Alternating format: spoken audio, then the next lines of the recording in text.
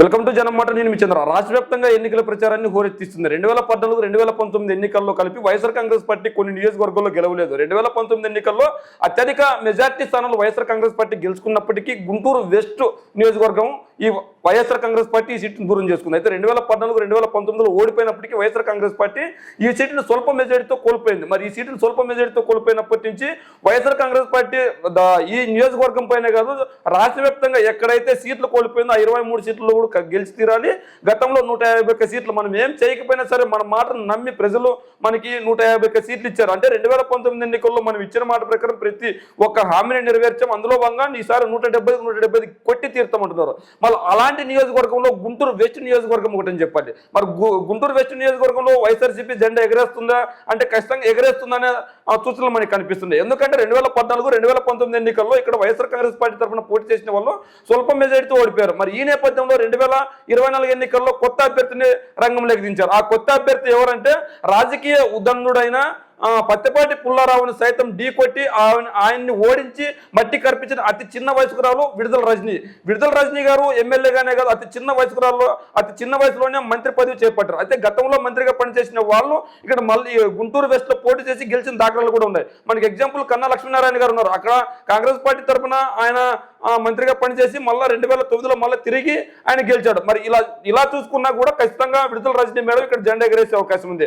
మరి దీనికి తోడు ఈ రోజు టీడీపీ, జనసేన, బీజేపీ పొత్తు పెట్టుకుంది. ఈ పొత్తు నేపథ్యంలో మరి పరిస్థితులు ఏంటి అని మనం చూసుకున్నట్లయితే ఖచ్చితంగా పొత్తు వాళ్ళకి బలం అనుకుంటున్నారు. అయితే ఇక్కడ జనసేన పార్టీ నుంచి బలమైన అభ్యర్థి ఇక్కడ ఉన్నారు. అలాంటి ఆ వ్యక్తికి కాకుండా ఈ రోజు టీడీపీ, జనసేన, బీజేపీ కూటమి కొత్త అభ్యర్థిని తెరపైకి తీసుకొచ్చింది. అంటే రాజకీయాలకు సంబంధం లేని వ్యక్తిని రాజకీయ తెరపైకి తీసుకొని వచ్చింది. అంటే ఆవిడ ఎంత మాత్రం రజనీ గారికి పోటీ ఇస్తారన్నది కూడా ప్రశ్నార్థకంగా ఉంది. ఈ రోజు జనసేన పార్టీ నాయకులు ఖచ్చితంగా ఎవరైతే కొత్తగా ఎమ్మెల్యే అభ్యర్థి ఉన్నారో ఆవిడకి సహకరించలేదని గతంలో చెప్పిన దాఖలాలు మనకు కనిపిస్తున్నాయి. మరి ఈ నేపథ్యంలో టీడీపీ, జనసేన, బీజేపీ కూటమి గెలుస్తుందంటే ఖచ్చితంగా గెలవదని దాఖలాలు కనిపిస్తున్నాయి. ఇక్కడ ఇద్దరు అంటే రజనీ మేడం కావచ్చు, లేదంటే గల్లా మాధవి మేడం కావచ్చు, ఇద్దరు ఒకే సామాజిక వర్గానికి చెందిన వాళ్ళు బీసీ వ్యక్తులు. మరి బీసీ వ్యక్తుల ఓట్లు చెరసగం పంచుకున్నప్పటికీ ఇక్కడ బీజేపీ పొత్తు వల్ల ముస్లిం ఓట్లని ఇక్కడ దూరం చేసుకుంటుంది. ఇక్కడ సామాజిక వర్గాల ఓట్ల ప్రకారం మనం చూసుకున్నట్లయితే ఇక్కడ అందరూ బీసీ ఓట్లు ఎక్కువగా ఉన్నాయనుకుంటారు. అయితే బీసీ ఓట్లతో పాటు మిగిలిన సామాజిక వర్గాలు కూడా పెద్ద ఎత్తున ఉన్నాయి. ఇక్కడ 29,000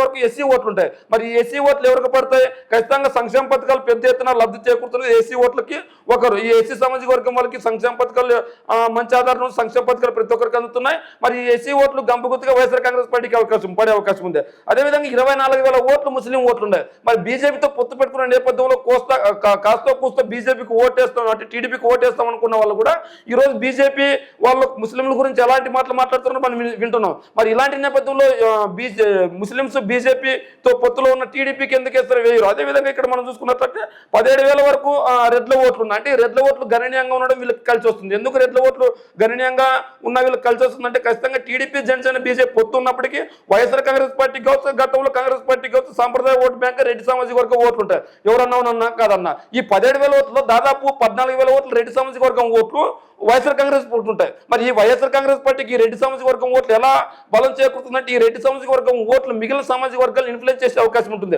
అదేవిధంగా ఈ నియోజకవర్గంలో కాపు సామాజిక వర్గం ఓట్లు కూడా గణనీయంగా ఉన్నాయి. మరి కాపు సామాజిక వర్గం ఓట్లు జనసేన, టీడీ, బీజేపీ పొత్తులో ఉంది.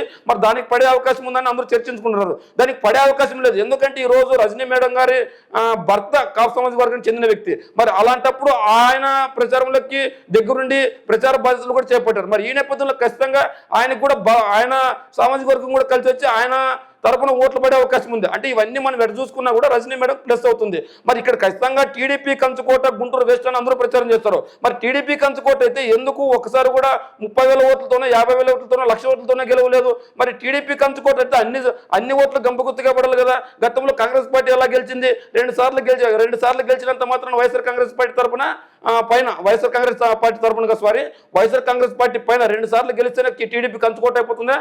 కాదు. ఖచ్చితంగా రజనీ మేడం స్ట్రాటజీ ప్రకారం ఖచ్చితంగా వైఎస్ఆర్ కాంగ్రెస్ పార్టీ గెలిచే అవకాశం ఇంతేకాకుండా గల్లా మాధవి గారు రాజకీయాలు కొత్త, వీడికి బూత్ మేనేజ్మెంట్ ఎంతవరకు తెలుసు అనేది కూడా మనం విశ్లేషణ చేసుకోవాలి. అంటే ఏ నాయకుడిని పట్టుకోవాలి, ఏ నాయకుడిని పట్టుకుంటే 10 ఓట్లు వస్తాయి, ఏ నాయకుని వదులుకుంటే ఒక 10 ఓట్లు పోతాయి అనేది కూడా గల్లా మాధవి గారు తెలుసుకోవాలి కదా.